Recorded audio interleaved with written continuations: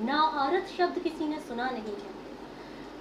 पर क्या अगर कोई शारीरिक रूप से कुछ अलग बनाया तो भगवान ने है ना, प्रकृति में, तो अगर बनाया गया है लेकिन वो शख्स अपने आप को आइडेंटिफाई करता है एज अ फीमेल और एज एनीवन, तो क्या समाज को हक है उसे किसी ना वुमन अन वुमन कहने का? तो इसीलिए इस मूवी का जो टाइटल है वो अन वुमन है, सो दैट लोगों को थोड़ा सा सोचने पर मजबूर किया जा सकता है। इसकी फिल्म की जो प्रेरणा है आपको कहाँ से मिली, किस तरह से मिली आपको? बचपन में जब छोटी थी तो शादियों पे किन्नर समाज आया करते थे, नाच गाना करते थे। तो तब ना जब बच्चा होता है ना, उसके पास कोई कंडीशंस अप्लाई वाला दिमाग नहीं होता है, उसे नहीं पता, उसके लिए तो कोई चीज़ सुंदर है, जो चीज़ अच्छी है वो अच्छी है। तो मैं देखती थी, मुझे याद है एक किन्नर समाज से ही एक आई थी और वो बहुत अच्छा नृत्य कर रही थी, मुझे नृत्य बहुत पसंद है देखना।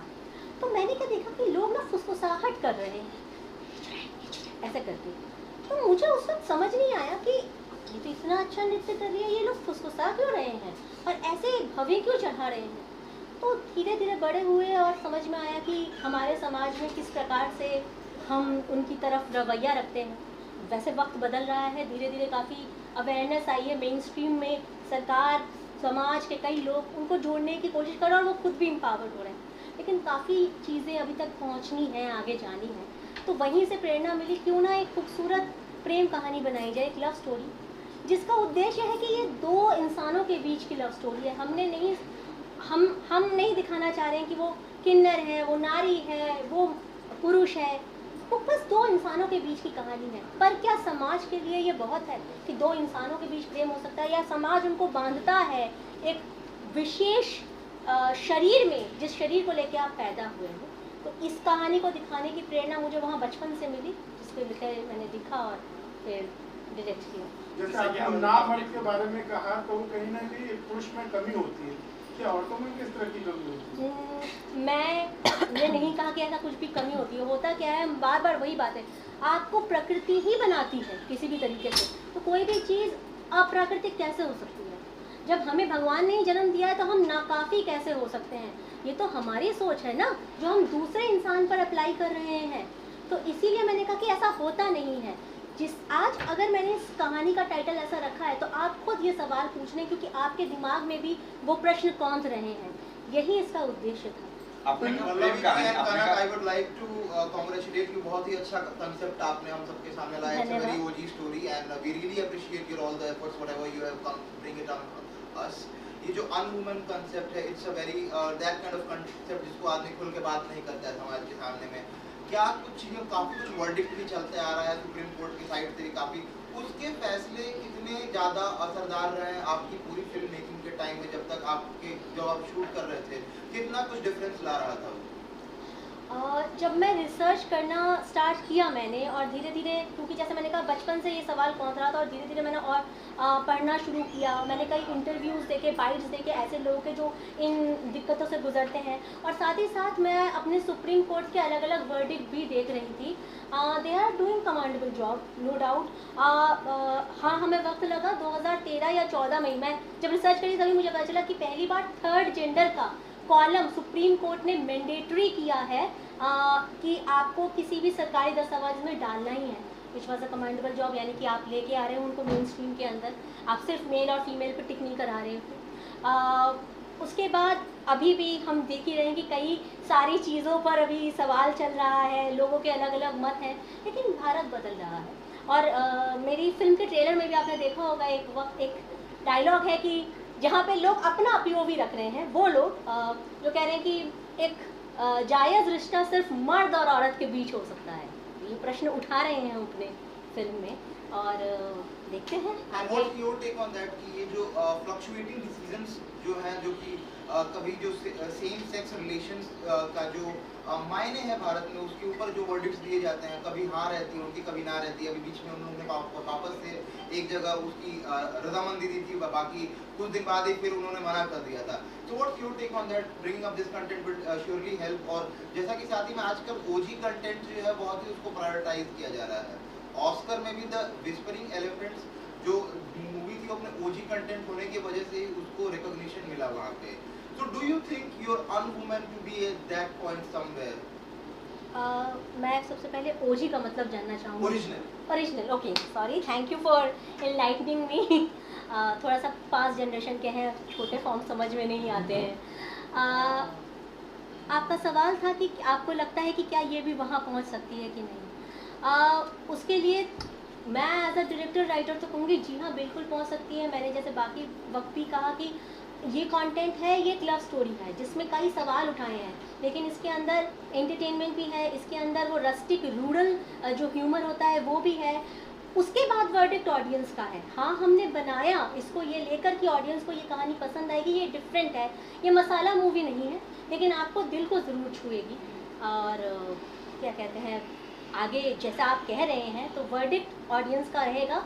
हम बस यही कह सकते हैं कि एक बहुत ही ऑनेस्ट कोशिश है और काफ़ी फाइनेंशियल क्रंच झेल के, पैंडमिक के क्रंच झेल के, हम सब फर्स्ट टाइम फिल्म मेकर्स हैं यहाँ पे. NSD के जो ग्रेजुएट्स हैं वो कलाकार हैं, कनक हैं जिन्होंने बहुत बहुत मेहनत की है. She is the first time she is done a very good job. भगवान सर है, तो उन्होंने सब ने बहुत ही ना ऑनेस्ट अपनी तरफ से एफर्ट किए हैं. और एक चीज़ मेरे मतलब घर ने मुझे सिखाया है कि अगर आपने ऑनेस्टी से कुछ बनाया, ईमानदारी से बनाया और अपने काम के प्रति ईमानदार रहे, तो फिर मतलब जैसे कृष्ण भगवान भी कहते हैं कर्मण्येवाधिकारस्ते मा फलेषु. And Kanak, I would like to know from your side कि what was your relatability जब आप इस किरदार को निभा रही थी. तो एक पॉइंट ऑफ जो रिलेटिबिलिटी होती है उस किरदार को निभाने के लिए, उसमें अपने आप को ढालने के लिए, तो व्हाट वाज दैट और कैसे आपने उस पूरे चीज को परस्यू किया, अगर आप उसके बारे में हमें बताना चाहें. Absolutely, thank you for asking me that question. I feel unfortunately a cisgender female assigned at birth is also a marginalized community in our country. Yeah. Which is how it is for the queer community too. And there is no comparison when I say this, but at the same time I feel that जब ये role मेरे पास आया था, तब I was someone who asked my casting director that how are we not reaching out to someone who belongs to the community, like who identifies as a trans person or an intersex person. But they said that we were all in the middle of the pandemic. It's actually difficult to find representation in the queer community with our limited resources and databases. And then I just took it upon myself as an actor to live this story in the most honest way possible. And that's exactly what I tried to bring out as Savri. How do you see your pattern of character जैसा उसको treat किया गया पूरी movie में? Was it justified as अगर उसको हम बाहर के जो हमारा सोसाइटी है अगर उसमें वैसे treat करें तो it was good according to you for that? Like एक टाइम पे जैसा मैंने जितना ट्रेलर में देखा है उसके हिसाब से बता रहा हूँ आपको. स्टार्टिंग में एक पॉइंट ऑफ टाइम पे जब रियलाइजेशन नहीं था कि ऐसा कुछ है, उस टाइम पे उसको एक्सेप्टेंस मिली.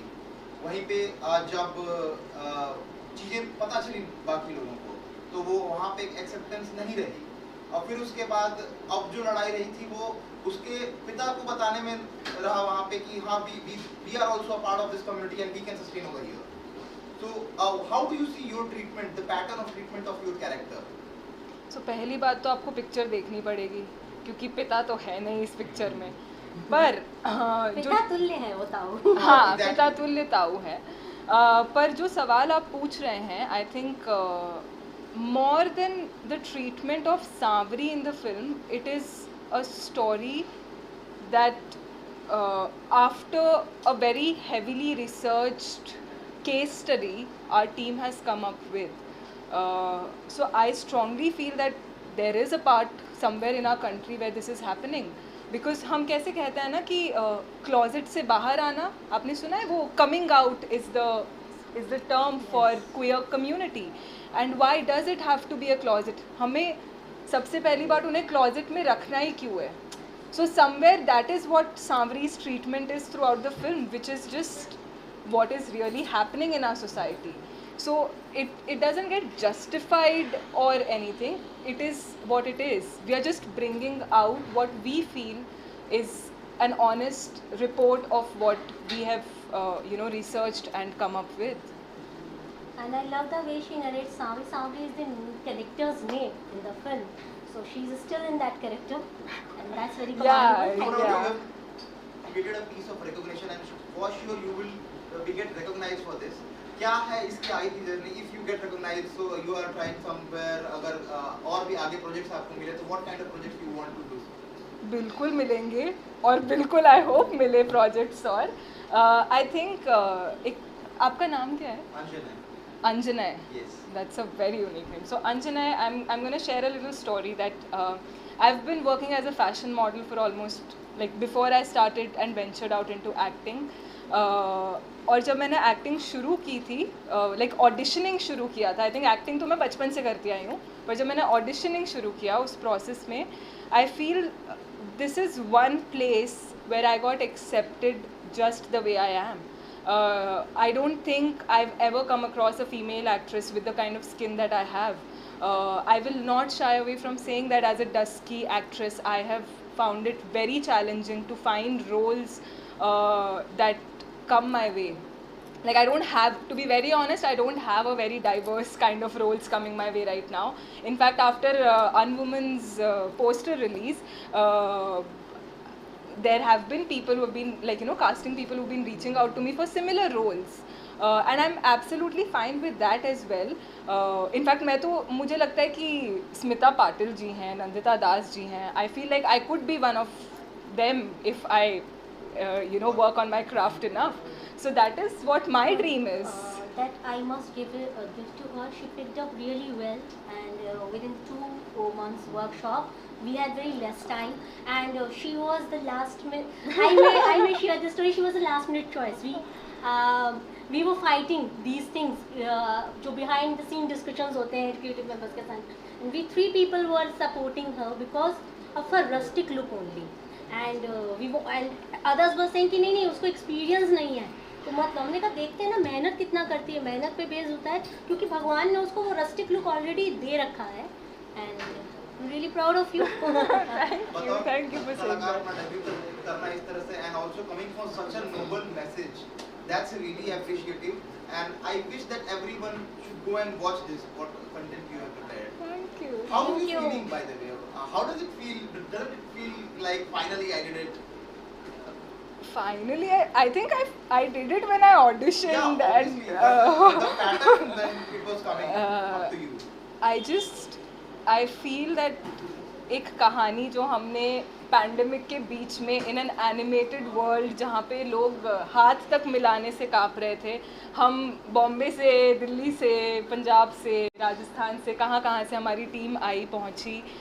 ओसियाँ एक छोटा सा गांव है जोधपुर के पास में, वहाँ पर, और फर्स्ट टेस्ट के बाद हम सब गले मिल रहे थे, हम खाना खा रहे थे, ऐसे करके हमने मतलब हमने ऐसे कि कोविड है. हाँ, हम भूल गए थे कि there is a pandemic outside, क्योंकि हम जब 20 दिन बाद वापस अपने अपने घर पहुंचे, 20-25 दिन बाद, वी वर बैक टू वही ग्लव्स पहनना, मास्क पहनना, versus at that set it was a very animated world. Actually जो भी मैंडेटरी था वो हम सब ने फॉलो किया, लेकिन क्या है कि प्यार इतना था उसके बावजूद भी, और सब लोग टेस्टेड थे और थे, तो वो वक्त एक और बहुत ज़्यादा खूबसूरत है कि हम लोगों ने वो पर्दे गिरा दिए. दिल भूल गया था उस वक्त, जो डर जो गुजरा थे, डर से जो गुजरे थे लॉकडाउन में. हाँ, so I feel like we were not operating from a space of fear, but we were operating from a space of love. And I think that is exactly how I'm feeling right now. Like मैं सुबह से बहुत nervous थी because this is something I've never, like this is intimidating folks. But still I feel like I just thought कि मैं बहुत सारा प्यार लेके आई हूँ यार आज इस पूरे space के लिए, and that is how I feel right It now. sounds really great. Lastly, Pallavi and Kanak, one question I would like to ask. Anything, a message or any request you want to ask to your audience जो कि जाएंगे आपकी movie को देखने के लिए, कब जाएं, कहाँ जाएं और कैसे, क्या कुछ तारीखें बताना चाहें आप? 5 मई को फिल्म रिलीज हो रही है थिएटर्स में. बहुत ही ऑनेस्ट प्रयास है आप लोगों को एंटरटेनमेंट देने का.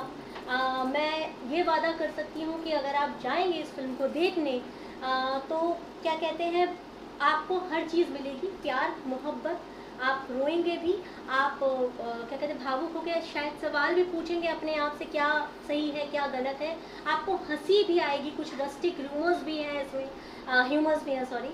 और एक चीज़ मैं बोलना चाहूँगी ऑडियंस से कि बिना ऑडियंस की फिल्म जिंदा नहीं रह सकती, ऑडियंस शायद फिल्म के बिना जिंदा रह लेंगे एंटरटेनमेंट के बिना। तो आज सब लोग कंटेंट बात कर रहे हैं, बढ़ावा दे रहे हैं, तो हमारी इस फिल्म को भी बढ़ावा दीजिए, क्योंकि एक फर्स्ट टाइम फिल्म मेकर्स का स्ट्रगल है, इसमें उनकी ईमानदारी बढ़ती है, पूरी कोशिश की गई है कि जब वो आप हम पर वक्त इन्वेस्ट करें, पैसा ठीक है 300-400 की टिकट आती है, सबसे ज़्यादा आप हमें अपना वक्त देते हैं, तो जब आप हमें वो वक्त दे रहे हैं तो हम भी आपके उस वक्त का पूरा क्या कहते हैं मान रखें, ये कोशिश के साथ हमने वो फिल्म बनाई है, तो ज़रूर देखिए। मेरा एक सवाल आपसे है, अभी की फीमेल डायरेक्टर, मुझे बहुत खुशी है कि आपने बहुत धन्यवाद। बढ़िया ट्रेलर जिसे मैं देखा मुझे बहुत अच्छा लगा।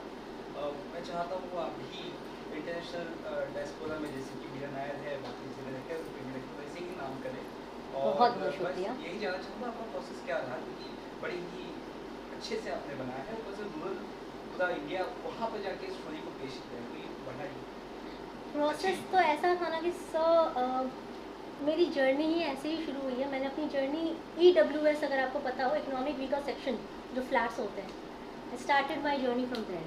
और हाँ, मेरे परिवार में ना पढ़ाई पे बड़ा जोर दिया जाता था, तो पढ़ाई अच्छी करवाई गई और स्ट्रगल मेरा रहा। तो क्या है ना, बहुत ज़्यादा मुझे ऐसा नहीं है कि बहुत ज़्यादा सोचना पड़ा। मैं आती हूँ उस वर्ल्ड से हूँ सर कि जहाँ पे ना माँ बाप कहते हैं 4 लोग बोलेंगे, तो लिखने में ना वो हेल्प कर जाता है। कपड़े ऐसे पहनो, ऐसे मत पहनो, 4 लोग बात करेंगे, दुपट्टा अच्छे से ढक लो। तो मैं उस वर्ल्ड से मैं 17 साल से राइटिंग में हूँ, मैं एडवर्टाइजिंग में बड़े बड़े कैंपेन्स किए हैं, पर हाँ, मेरी जो अपब्रिंगिंग है वो वहीं से है। और तो क्या है, लिखने में मैंने वो सारा उड़ेल दिया जो मैं बड़े होते हुए देख रही थी, जो आक्षेप मैं सुनती थी, कभी अपने लिए भी, कभी अपने दोस्तों के लिए, कभी किसी और के लिए। और देखा है पानी की किल्लत क्या होती है, कैसे घर में खाना बनता है, क्या बनता है, तो वो सब डाल दिया बस लिखते हुए। तो प्रोसेस वहीं से शुरू हुआ। कनक, मेरा एक सवाल आपसे है। हाँ जी। हम बातें तो बहुत करती हैं, कल को आपकी शादी होती है, आपके बच्चे होते हैं, हाँ। से पहले क्या क्या दिमाग में आपके ख्यालात आए और कितना कॉन्फिडेंस जमा करना पड़ा आपको इस तरह के अनोखे सब्जेक्ट को लेकर फिल्म बनाना। और कहीं ना कहीं फिल्म मेकर को डर लगा होता है कि लोग एक्सेप्ट कर पाएंगे इस तरह के सब्जेक्ट को।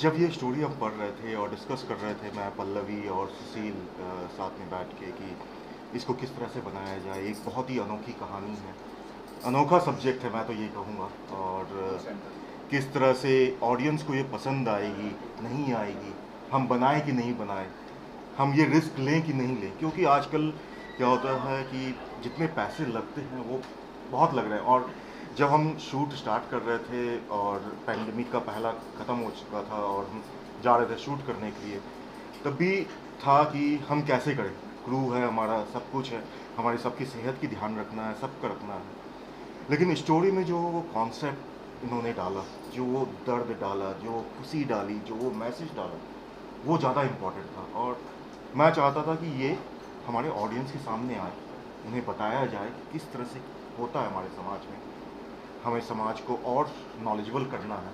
इसीलिए हमने एक छोटे से गांव को सेलेक्ट किया कि जहाँ पे हम बता सकें कि किस तरह से ये काम ये हो रहे हैं। और जब हमने कहानी सुनी और डिस्कशन किया तो वहाँ कोई डाउट नहीं था कि हमें ये कहानी बनानी, और सिर्फ भारतवर्ष में ही नहीं, विदेशों में भी ये कहानी पहुँचानी है कि किस तरह से हम एक ह्यूमन बीइंग को एक डिफरेंट तरीके से ट्रीट करते हैं। We are all human being, let's treat us as a human also. इतने स्ट्रॉन्ग सब्जेक्ट के साथ साथ कहीं ना कहीं फिल्म एंटरटेन होना बहुत ज़रूरी है, एंटरटेनमेंट जी। तो एंटरटेनमेंट का पार्ट कितना फिल्म में होगा, किस तरह से लोग जुड़ेंगे, कहीं ना कहीं सोशल मैसेज को एक्सेप्ट करने की कोशिश करेंगे मनोरंजन तरीके से। अगर मैं मनोरंजन की बात करूं तो इसमें, जैसे पल्लवी ने पहले भी बात की है, कि इसमें हर तरह के पहलू हैं, खुशी भी है, गम भी है, कुछ कॉमेडी भी है, हमारी जो गांव की होती है कॉमेडीज़ होती हैं वो भी है। तो मनोरंजन के साथ साथ मैसेज भी है, ये नहीं है कि सिर्फ मनोरंजन, हम मैसेज को पहुंचाना चाह रहे हैं मनोरंजन के थ्रू। तो इसमें मनोरंजन भी आपको मिलेगा और जो हम सोशल मैसेज देना चाह रहे हैं वो भी आपको मिलेगा इसमें। हमने कनक के वो प्रोमो में देखा तो काफ़ी अच्छा किरदार निभाती हुई दिख रही है, तो उनका चयन किस प्रकार से, किस तरह से हुआ, क्या कारण था आपने किसी नए कलाकार को लिया, वेल एस्टैब्लिश कलाकार को नहीं लिया इस कैरेक्टर के लिए?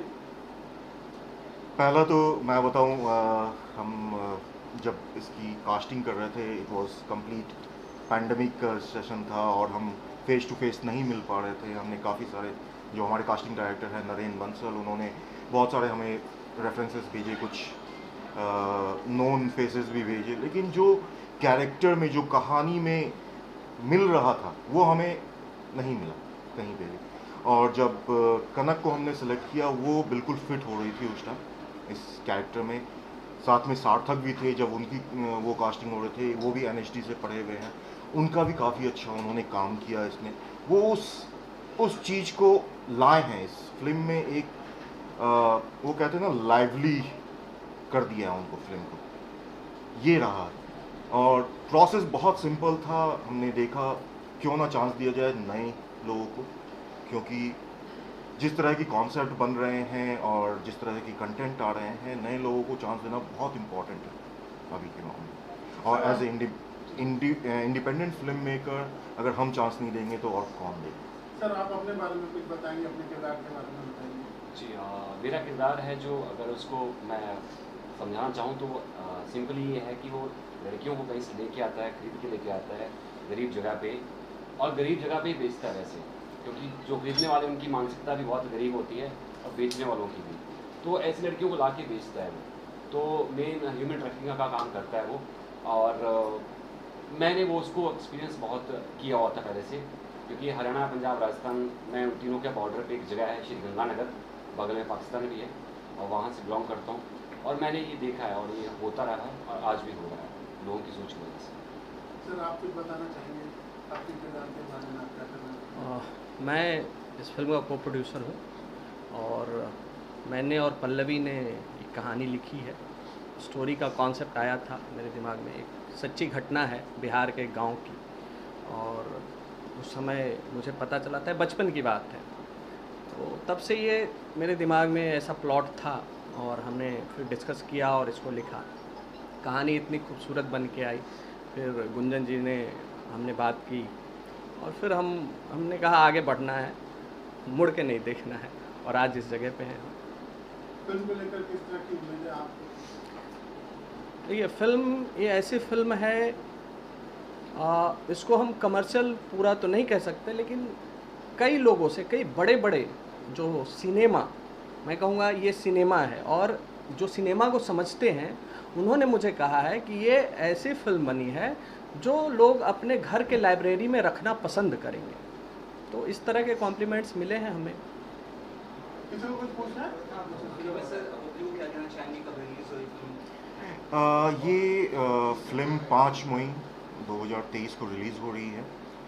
70 सिटीज़ में, मेजर मेट्रो सिटीज़ को हमने कवर किया है, और हम चाहते हैं कि ज़्यादा से ज़्यादा ऑडियंस आए और अनुभव करें इस फिल्म को, इस कंटेंट को सहारे, हमें प्रोत्साहित करें कि हम आगे जाके भी कुछ इस तरह का हम फिल्म बना सकें।